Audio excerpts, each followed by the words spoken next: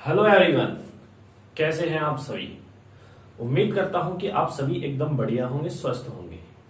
मैं हितेश शर्मा स्वागत करता हूं आपके अपने ब्यूटीफुल से प्लेटफॉर्म एलएचएस फिजिक्स पॉइंट में। लास्ट लेक्चर में हमने देखा कि किस प्रकार गैलीलियन रूपांतरण संबंध को विभिन्न रूपांतरणों में रूपांतरित किया और उनके फॉर्मूले डेराइव किए। जैसे कि हमने स्थिति रूपांतरण संबंध देखा, वेग रूपांतरण संबंध देखा, त्वरण रूपांतरण संबंध देखा और बल रूपांतरण संबंध देखा। ठीक है, यह जो टॉपिक था गैलीलियन रूपांतरण संबंध, ये बहुत ही इंपॉर्टेंट टॉपिक था। इसको जितनी आसानी से समझाया जा सकता था मैंने उतनी ही आसानी से आपको समझाने की कोशिश की है। आशा करता हूं आपको ये टॉपिक बिल्कुल समझ में आया होगा।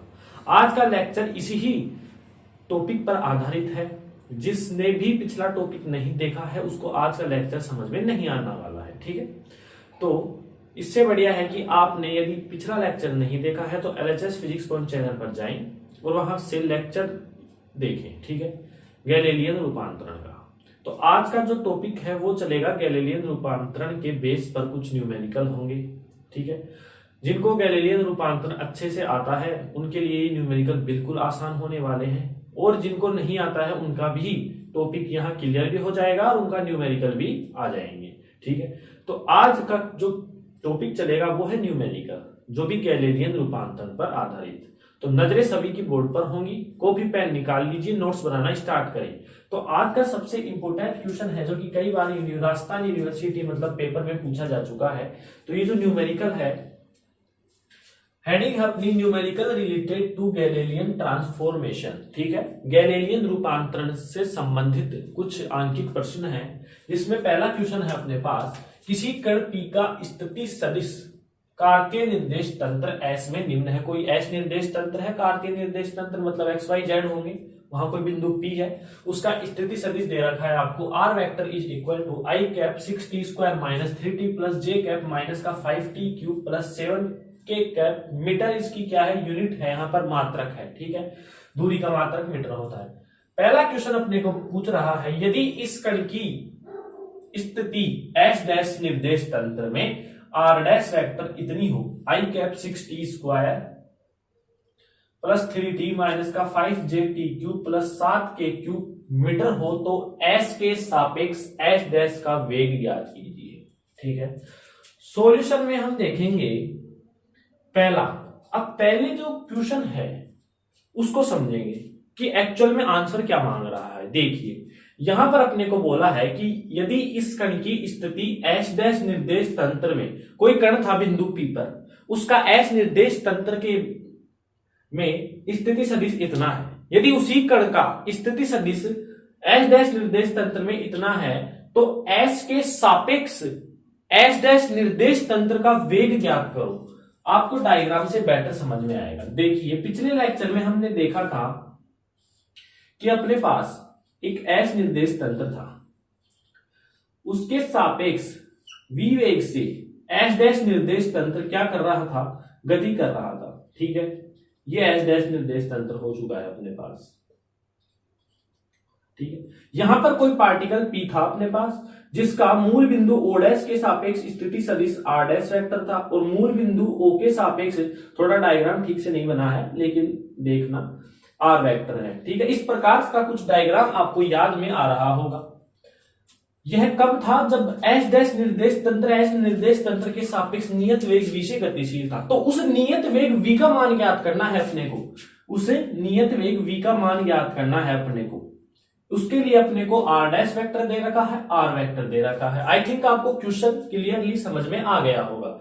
इसके लिए हम अब चलते हैं क्वेश्चन के सॉल्यूशन की ओर। ठीक है, तो यहां पर अपने को दिया है, सबसे पहले लिखेंगे हम टू गिवन। क्वेश्चन को करने का तरीका देखेंगे। टू गिवन क्या क्या दिया है, S डैश निर्देश तंत्र में जो स्थिति सदिश है R डैश वेक्टर, डायग्राम अभी अभी बनाया था जस्ट, तो उसमें देखेंगे R डैश यहां पर था कुछ, R डैश वेक्टर का जो मान है ये है। यदि मैं इसको मल्टीप्लाई करते हुए लिखूं तो 6t स्क्वायर i कैप हो जाएगा प्लस 3t i कैप हो जाएगा। ठीक है, माइनस का 5t क्यूब पहले लिख देंगे, j कैप प्लस का 7 k कैप मीटर इसका मात्रक, दूरी का मात्रक मीटर है। तो s के सापेक्ष s डैश का वेग ज्ञात करना है। मतलब यहां पर s डैश निर्देश तंत्र s निर्देश तंत्र के सापेक्ष गतिशील है, तो s डैश निर्देश तंत्र जिस नियत वेग v से गतिशील है उस नियत वेग v का क्या करना है, अपने को मान ज्ञात करना है। ठीक है, और क्या दिया हुआ है, s निर्देश तंत्र में जो कण है उसका स्थिति सदिश दे रखा है। यहां पर भी यदि मैं मल्टीप्लाई करके लिखूं तो 6t square i cap minus का 3t i cap plus minus, ये माइनस प्लस क्या हो जाएगा, माइनस, माइनस का 5t क्यूब जे कैप प्लस का 7k कैप, और ये भी मीटर हो जाएगा। तो ये अपने को दिया है।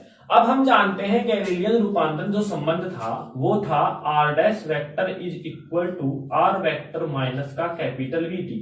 यहां हमें कैपिटल V का मान ज्ञात करना है, ये है क्वेश्चन। तो हम जानते हैं गैलीलियन रूपांतरण के अनुसार r डैश वेक्टर, यहां लिख देंगे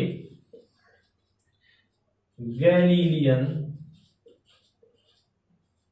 रूपांतरण से, गैलीलियन रूपांतरण से हम जानते हैं r dash vector is equal to r vector minus का VT। अब हमें पता चल गया है किसका मान निकालना है, कैपिटल V का मान निकालना है। ठीक है, अब आसानी से आप निकाल सकते हैं। यदि मैं इस V को इधर लाऊं तो ये प्लस का हो जाएगा VT, r वेक्टर ऐसे कैसे, और इस r डैश को इधर लेकर जाऊं तो पक्षांतरण करने पर चिन्ह माइनस का हो जाएगा। यहां पर VT is equal to r vector की वैल्यू कितनी है, रख दीजिए 6t square i cap minus 3t i cap, ठीक है, माइनस का 5t क्यूब जे कैप, ठीक है, और प्लस का 7k कैप माइनस। अब r डैश वेक्टर की वैल्यू देखिए 6t square i cap minus, यहां माइनस चिन्ह है तो माइनस, ये प्लस का है तो माइनस प्लस माइनस हो गया, माइनस प्लस माइनस का 3t आई कैप, ठीक है, माइनस माइनस क्या हो जाएगा, प्लस का 5t क्यूब जे कैप, और माइनस प्लस क्या हो जाएगा, माइनस का 7k कैप। अब काटाकुटी मचाते हैं हम। यहां पर देखिए ये कैंसिल हो गया है, ठीक है, यहां पर ये भी क्या हो गया है, कैंसिल, और ये भी कैंसिल। हमारे पास शेष क्या बचा है, माइनस का 3t आई कैप माइनस का 3t आई कैप, यानी VT is equal to minus का 6t आई कैप। ठीक है, अब हम जानते हैं कि t से यहां t क्या हो जाएगा, कैंसिल हो जाएगा, तो जो वेग है ना वो अपने पास आ जाएगा माइनस का 6 आई कैप। अब इसको ऐसे ही ये आंसर नहीं है, यहां पर यदि आप आंसर करके आते हैं तो आपका गलत माना जाएगा। आंसर सही कब माना जाएगा, जब आप इसके साथ इसकी यूनिट लिखेंगे। वेग की यूनिट मैंने बताई है कितनी होती है, मीटर प्रति सेकंड। तो इसका एक्चुअल में जो आंसर है वेग का वो कितना आया है, माइनस का 6 आई कैप मीटर पर सेकंड। ठीक है, तो ये जो क्वेश्चन था पहला, क्वेश्चन नंबर फर्स्ट का जो फर्स्ट था वो आसानी से समझ में आया होगा। मैंने डायग्राम से बता दिया कि क्वेश्चन क्या पूछना चाह रहा है, वेग पूछना चाह रहा है निर्देश तंत्र का, ना कि पार्टिकल का। तो निर्देश तंत्र का वेग हम इस फॉर्मूले से आसानी से निकालेंगे। यह फॉर्मूला जिसी को भी डेराइव करना नहीं आता है तो वो पिछला लेक्चर देंगे। ठीक है, तो यहां पर जैसे ही हमने मान रखा तो जो मान कटे उनको काट दिया, और यहां पर v का मान अपने पास आ गया है। तो यहां तक आप नोट करें, कर लिया नोट, मिटा दे। चलिए अब अगला क्वेश्चन है, इसी का पार्ट सेकंड है, वो देखते हैं। इसको हम रफ कर देते हैं। अब अगला पार्ट क्या बोल रहा है, ध्यान से देखेंगे, बड़ा मजेदार क्वेश्चन है ये। जो सेकंड पार्ट है कि सिद्ध कीजिए कि दोनों तंत्रों में कण का त्वरण समान है। इसको भी मैं डायग्राम से आपको बताता हूं। यहां पर मैंने अभी जस्ट डायग्राम बनाया था, थोड़ा सही बनाते हैं डायग्राम को। ये डायग्राम था हमारे पास, यहां O था तो यहां O डैश था, यहां X तो यहां क्या है, X डैश है, यहां Y है तो यहां Y डैश है, यहां Z है तो Z डैश है। ये S निर्देश तंत्र, ये S डैश, ये कोई पार्टिकल था तो इसका मूल बिंदु O डैश के सापेक्ष स्थिति सदिश कितना था, R डैश वेक्टर। ठीक है, O के सापेक्ष स्थिति सदिश कितना था, थोड़ा डायग्राम ठीक से बना लेंगे। ठीक है, ये कोई पार्टिकल है P, कितना था r वेक्टर है, ये डायग्राम है। तो हमारे को क्वेश्चन पूछ रहा है r वेक्टर की वैल्यू है, r डैश की वैल्यू है, सिद्ध कीजिए दोनों निर्देश तंत्र में। अब देखो ये जो पार्टिकल है ना P, यदि मैं इस निर्देश तंत्र को ढक लूं, ये देखो S को इस प्रकार से मैं ढक लूं तो ये केवल S में होगा ये पार्टिकल, और मैं इसको ढक लेता हूं, यहां पर देखिए आप इस प्रकार से इसको ढक लूं तो ये S डैश में है। मतलब आपका जो ये समझने का प्रयास करें कि आपका जो पार्टिकल है वो S निर्देश तंत्र में भी है और S डैश निर्देश तंत्र में भी है। ठीक है, यह बात आपको समझ में आई होगी। तो सिद्ध करवा रहा है कि सिद्ध कीजिए कि ये जो पार्टिकल है ना वो S निर्देश तंत्र में जो इसका त्वरण होगा वो भी S डैश निर्देश तंत्र में होगा। यानी ये कहने का मतलब ये है कि A vector is equal to A dash अपने को क्या करना है, सिद्ध करना है। हमारे पास दिया है R वेक्टर है, R डैश वेक्टर है। सबसे पहले मैं बात करता हूं यदि जब पार्टिकल S निर्देश तंत्र में है, जब कण S निर्देश तंत्र में है, जब कण S निर्देश तंत्र में है, जब कण S निर्देश तंत्र में है, तब हम जानते हैं कि A vector is equal to होता है d square r upon dt square. स्थिति का दो बार यदि मैं अवकलन करूं तो मेरे पास क्या आता है, त्वरण आता है। तो यहां r वेक्टर का दो बार अवकलन कर दीजिए तो ये क्या हो जाएगा, d स्क्वायर अपॉन का dt square 6t square i cap minus का 3t आई कैप माइनस का 5t क्यूब जे कैप प्लस का 7k कैप। ठीक है, अब देखिए A vector is equal to, यहां पर मैं एक बार अवकलन करूं किसका, 6t स्क्वायर का, एक बार यदि मैं अवकलन करूं किसके सापेक्ष, d अपॉन dt के सापेक्ष, तो 6 तो ऐसे की ऐसे, t स्क्वायर का कितना हो जाएगा 2t, यदि 2 को मैं 6 से गुणा करूंगा तो क्या हो जाएगा 12t, एक बार अवकलन करने पर। 2 बार अवकलन करूंगा तो मेरे पास क्या आ जाएगा, 12 आ जाएगा। तो मैं डायरेक्टली लिख रहा हूं ये इसका मान कितना है 12, तो ऐसे कैसे, और आई कैप इसके साथ है, फिर चिन्ह है माइनस का। 3t का मैं एक बार अवकलन करता हूं तो मेरे पास t का 1 हो जाता है, 3 आ जाता है। 2 बार करता हूं तो मेरे पास 0 आ जाता है, तो ये वैल्यू क्या हो गई 0। फिर आता है माइनस, माइनस लग रहा है। 5t क्यूब का मैं करूंगा तो t क्यूब का कितना होगा 3t स्क्वायर, एक बार करने पर।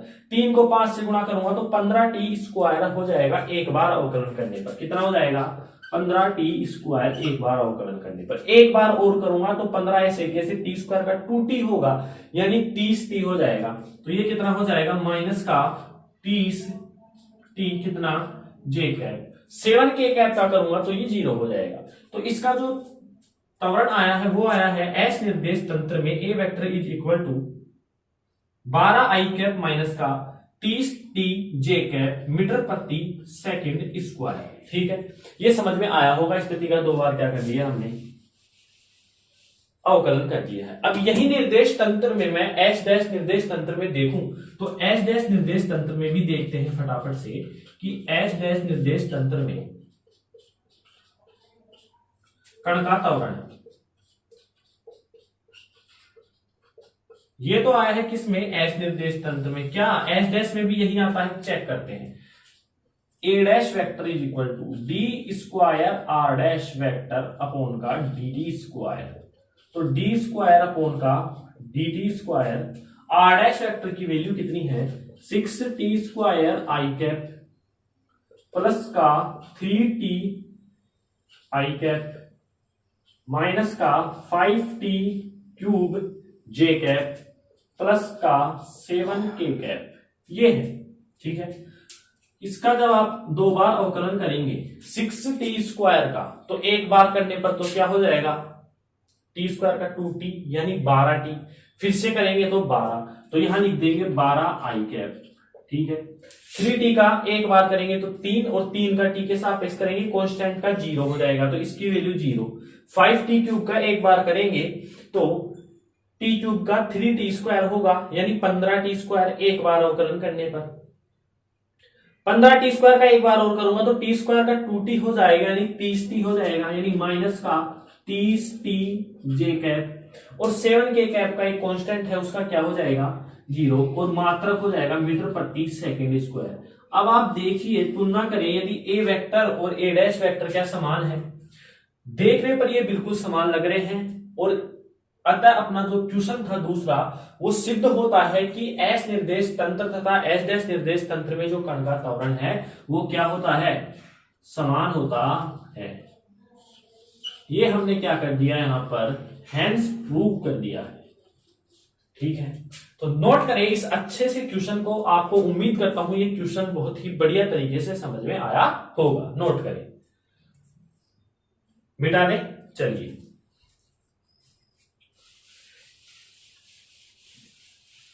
यहां पर ये क्वेश्चन अपना कंप्लीट होता है। ठीक है, गैलीलियन रूपांतरण पर आधारित कुछ आंशिक प्रश्न चल रहे हैं।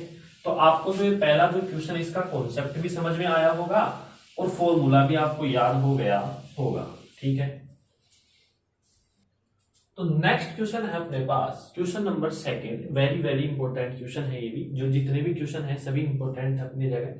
यदि निर्देश तंत्र में किसी समय t पर कण का स्थिति सदिश r vector is equal to 3t² i cap minus का 5t j cap plus 10k cap metre है, तो t बराबर 1 सेकंड पर कण का त्वरण में वेग ज्ञात करो। यह भी बिल्कुल गैलीलियन रूपांतर संबंध पर आधारित है।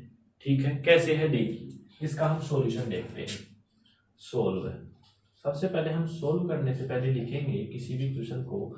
2 गिवन क्या दिया है? कोई निर्देश तंत्र है जिसका स्थिति सदिश दे रखा है किसी बिंदु का 3t² i कैप माइनस का 5t j कैप प्लस का 10k कैप मीटर। ठीक है, कोई निर्देश तंत्र है जिसमें कोई बिंदु है, उसका स्थिति सदिश दे रखा है और समय दे रखा है t बराबर 1 सेकंड पर। सबसे पहले हमें फाइंड करना है कण का वेग और कण का त्वरण। ये दो चीजें अपने को फाइंड करनी है, कण का वेग और कण का त्वरण।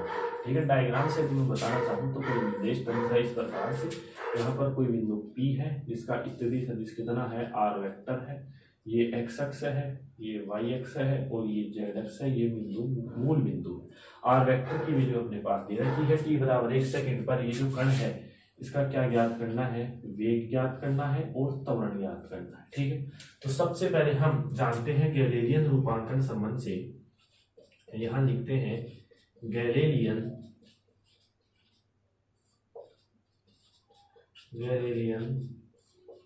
रूपांतरण संबंध से r dash vector is equal to r vector minus का vt। ठीक है, यह है गैलीलियन रूपांतरण संबंध का एक्चुअल में फॉर्मूला। लेकिन हमें यहां पर डायरेक्टली दे रखा है r vector is equal to 3t² i cap minus का 5t j कैप प्लस का 10k कैप मीटर दे रखा है। यदि मैं इसका एक बार t के सापेक्ष अवकलन करूं, यहां पर देखिए हम वेग निकाल सकते हैं। ठीक है, वेग निकालने के लिए इस फॉर्मूले से, ये फॉर्मूला तो मैंने सामान्यतः लिखा है आपको बताने के लिए, गैलीलियन रूपांतरण संबंध का फॉर्मूला। यहाँ पर हमारे पास r डैश की वैल्यू नहीं है इसलिए हम वेग नहीं निकाल सकते, लेकिन यहाँ पर r वेक्टर हमें दिया हुआ है। यदि मैं इसका एक बार t के सापेक्ष अवकलन कर दूं तो हमारे पास क्या आ जाएगा? वेग आ जाएगा। तो t के सापेक्ष अवकलन करने पर देखते हैं dr vector upon dt is equal to d upon dt 3t² i cap minus का 5t j कैप प्लस का 10k कैप मीटर। ठीक है, तो ये क्या हो जाएगा? वेग हो जाएगा v vector is equal to, इसका करूंगा मैं तो 3 तो ऐसे कैसे रहेगा? t² का 2t होगा और 2 3 से गुणा होगा तो 6t i कैप हो जाएगा। यहाँ पर इसका मैं करूंगा तो माइनस का 5j कैप हो जाएगा, t का 1, और यहाँ पर t के सापेक्ष एक कांस्टेंट है पूरा तो 0 हो जाएगा। तो इसका जो वेग है वो आ जाएगा मीटर प्रति सेकंड, यानी वेग है वो आ गया 6t i कैप माइनस का 5j कैप मीटर प्रति सेकंड। ये आया है अपने पास वेग। दूसरा ये बोल रहा है इसका त्वरण। तो इसका जो त्वरण है वो मैं, ये जो r वेक्टर है इसका यदि मैं दो बार अवकलन कर देता हूं, a vector is equal to d² r vector upon का कितना? dt²। या इसका तरीका एक और है, ये अपने पास जो वेग आया है, वेग का यदि मैं एक बार t के सापेक्ष अवकलन कर दूं तो हम जानते हैं कौन सी राशि प्राप्त होती है? त्वरण। तो मैं इसी का कर देता हूं, या a वेक्टर इज इक्वल टू dv वेक्टर अपॉन का dt। A vector is equal to D upon का डी टी, वी का मान दे रखा है अपने पास 6t माइनस का 5j। यहां पर मैं t के सापेक्ष अवकलन करता हूं तो t का 1 हो जाएगा, ये हो जाएगा 6i, ये पूरा कांस्टेंट है इसका 0 और इसका मात्रक हो जाएगा मीटर प्रति सेकंड स्क्वायर। तो ये हो गया ये जो कण है इसका त्वरण। तो ये बिल्कुल गैलीलियन रूपांतर संबंध पर आधारित एक छोटा सा क्वेश्चन था, इंपॉर्टेंट है क्वेश्चन, समझ में आ गया होगा आपको। ठीक है, तो नोट करें, मिटा दे। चलिए, ये था अपना दूसरा क्वेश्चन। ऐसे ही एक दो क्वेश्चन और हैं इस गैलीलियन रूपांतरण संबंधित थ्योरी पर। आपको ये थ्योरी पूरी क्लियर हो चुकी होगी, ये मेरी आशा है आपसे। ठीक है, तो देखिए, तो इस प्रकार से हमारा जो गैलीलियन रूपांतरण संबंध की जो थ्योरी थी उसके जो दो न्यूमेरिकल कराए हैं वो हो चुके हैं अपने पास। मतलब गैलीलियन रूपांतरण संबंध से जो न्यूमेरिकल था वो अपने क्लियर हो चुके हैं। ठीक है, दोनों न्यूमेरिकल ही इंपॉर्टेंट न्यूमेरिकल है और ये न्यूमेरिकल करने के बाद आई होप आपको गैलीलियन रूपांतरण की थ्योरी बिल्कुल क्लियर हो गई होगी। अब इस चैप्टर के 3 से 4 क्वेश्चन और हैं, वेरी वेरी इंपॉर्टेंट हैं। बाकी के जो न्यूमेरिकल हैं इन 3 और 4 जो पार्ट्स हैं, जो थ्योरी हैं, उन पर आधारित है, तो वो न्यूमेरिकल भी हम करेंगे। सभी चैप्टर के हम थ्योरी प्लस न्यूमेरिकल करते हुए चलेंगे। बस आप लगातार वीडियो देखते रहें, वीडियो को बीच में मिस ना करें और जितना हो सके उतना फर्स्ट ईयर के जो स्टूडेंट हैं उनको शेयर करें। ठीक है, तो पढ़ाई करते रहें। All the very best. मिलते हैं एक अगले नए लेक्चर के साथ, धमाकेदार शुरुआत के साथ, नए जोश के साथ। ठीक है, तो पढ़ाई करते रहें आप। All the very best.